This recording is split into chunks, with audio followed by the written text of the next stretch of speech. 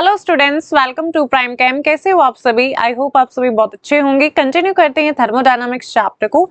Next topic अब हमारे पास है बेटा Hess law of constant summation. ठीक है, तो इस टॉपिक को अब हम करते हैं हेस लॉ ऑफ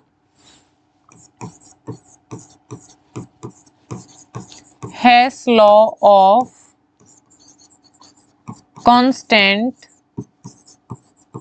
समेशन। ये हमारे पास नेक्स्ट टॉपिक है हेस लॉ ऑफ कांस्टेंट समेशन। तो देखिए इस लॉ के अकॉर्डिंग क्या है, कोई भी हमारी केमिकल रिएक्शन है, ठीक है, केमिकल रिएक्शन में जितनी भी हीट इवोल्व हो रही है, मतलब हीट रिलीज हो रही है, हीट निकल रही है, या फिर जितनी भी अमाउंट में हीट एब्जॉर्ब हो रही है उसको मतलब हमें देनी पड़ रही है केमिकल रिएक्शन में। तो उस केमिकल रिएक्शन में जितनी हीट इवोल्व होगी या फिर एब्जॉर्ब होगी, चाहे वो रिएक्शन एक स्टेप में हो बेटा, चाहे वो रिएक्शन हमारी एक से ज्यादा स्टेप्स में हो, वहां पर जो हीट इवोल्व होगी या फिर जो हीट एब्जॉर्ब होगी वो क्या रहेगी, हमारी सेम रहेगी। क्या आपको बात क्लियर है? देखिए दोबारा रिपीट कर रही हूं मैं इसको। हेस लॉ ऑफ कांस्टेंट समेशन क्या है? हेस लॉ क्या बोलता है कि कोई भी हमारी केमिकल रिएक्शन चाहे वो एक स्टेप में हो या फिर एक से ज्यादा स्टेप्स में हो, वहां पर जो हीट रिलीज होगी या फिर हीट एब्जॉर्ब होगी वो क्या रहेगी, हमारी सेम रहेगी। चाहे एक स्टेप में है चाहे एक से ज्यादा स्टेप में है, अगर एक पर्टिकुलर रिएक्शन में हीट एब्जॉर्ब एक स्टेप में जितनी हो रही है उतनी ही, चाहे वो दो स्टेप में हो चाहे तीन स्टेप में हो, उतनी ही वहां पर होगी। तो यही है हमारा हेस लॉ ऑफ कांस्टेंट समेशन। तो क्या राइट करेंगे हम? द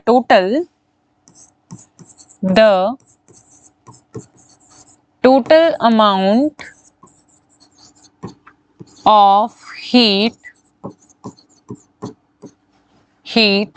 एब्जॉर्ब, जो एब्जॉर्ब होगी heat, the total amount of heat absorb या फिर इवोल्व जो हो रही है, हीट एब्जॉर्ब और evolve for a chemical reaction, for a chemical reaction, वो क्या होगी, हमारी सेम होगी। For a chemical reaction is same whether the reaction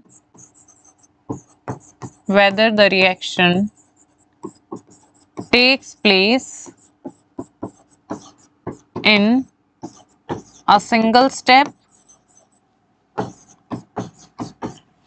or in number of steps,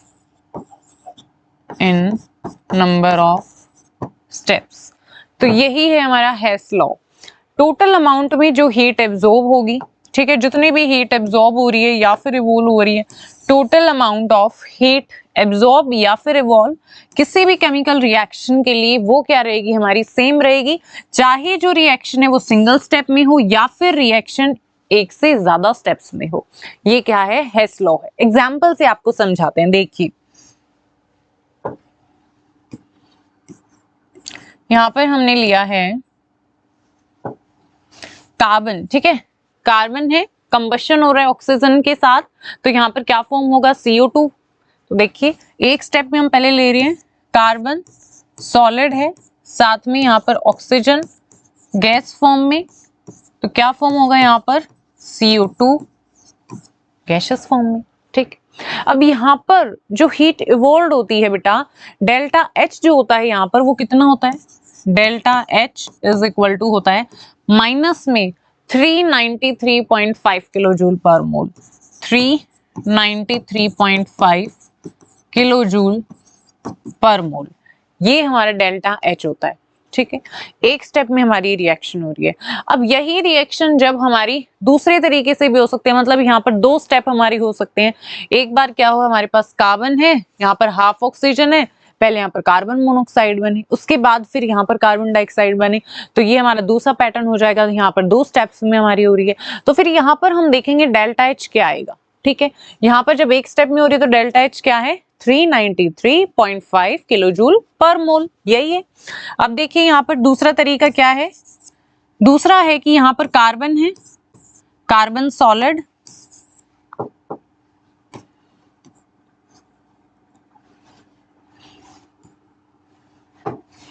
carbon है, carbon solid plus half oxygen gas, तो क्या form होगा यहाँ पर, अब कार्बन मोनोक्साइड फॉर्म होगी, CO गैसियस फॉर्म में।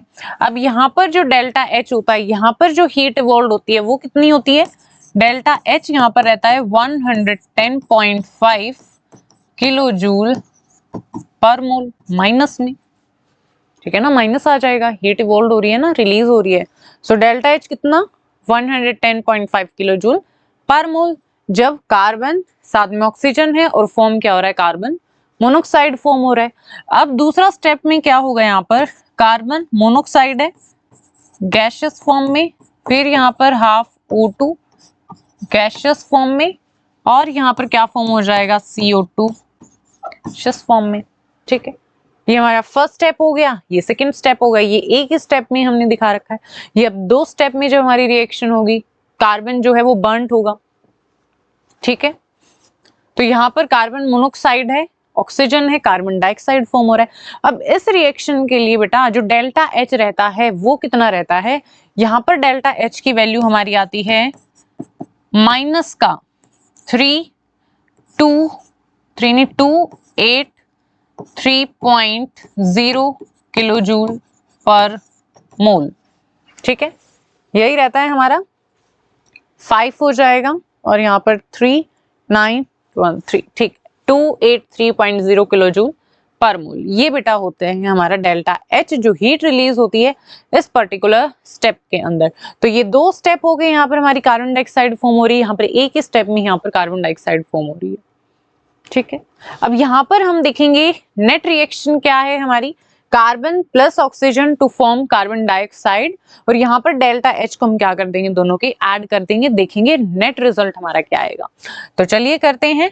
तो यहाँ पर जो हमारी नेट रिएक्शन हो जाएगी वो क्या हो जाएगी, देखो यहाँ पर जो हमारी नेट रिएक्शन है वो क्या है, कार्बन सॉलिड है प्लस ऑक्सीजन हो जाएगा ना, प्लस ऑक्सीजन गैसियस फॉर्म में to form CO2 gaseous form में। तो ये क्या है बेटा, नेट रिएक्शन है हमारी, ये क्या है हमारी नेट रिएक्शन है, ठीक है। कार्बन है साथ में ऑक्सीजन, फॉर्म क्या कर रहा है, कार्बन डाइऑक्साइड, क्या फॉर्म हो रही है यहाँ पर, कार्बन डाइऑक्साइड। अब यहाँ पर डेल्टा H देखिए, डेल्टा H क्या आया था हमारे पास, देखो फर्स्ट में 110.5, सेकंड में 283.0, तो इसको हम पुट कर देते हैं। अब डेल्टा H करो टोटल, तो डेल्टा H किसके इक्वल हो जाएगा, दोनों का सम हो जाएगा। तो यहाँ पर एक तो 110.5 माइनस में ना ये वैल्यू, और साथ में क्या हो जाएगा 283 माइनस में 283.0 किलो जूल पर मोल, दोनों को क्या कर देंगे हम, ऐड कर देंगे। कार्बन एक बार क्या फॉर्म कर रहा है, ऑक्सीजन के साथ कार्बन मोनोक्साइड, फिर कार्बन मोनोक्साइड दोबारा ऑक्सीजन के साथ रिएक्ट करके क्या फॉर्म कर रहा है, कार्बन डाइऑक्साइड। तो उन दोनों रिएक्शन का हम नेट लेंगे, तो डेल्टा H किसके इक्वल आ जाएगा, ये हमारी नेट रिएक्शन हो जाएगी, और डेल्टा H क्या कर देंगे, दोनों को ऐड कर देंगे। तो 110 283 करिए बेटा, क्या आएगा आंसर बताइए। अब यहाँ पर प्लस है, यहाँ पर माइनस है, तो प्लस माइनस माइनस, और यहाँ पर माइनस, यहाँ माइनस, तो minus minus plus, minus minus plus हो जाएंगे, बट साइन माइनस का आएगा, तो दोनों को ऐड करो कितना आएगा, देखिए 2138193.5 माइनस में और किलो जूल पर मोल, ये बेटा हमारे पास वैल्यू आई है। अब जरा हम कर लेते हैं चेक, कितनी आई है 393.5।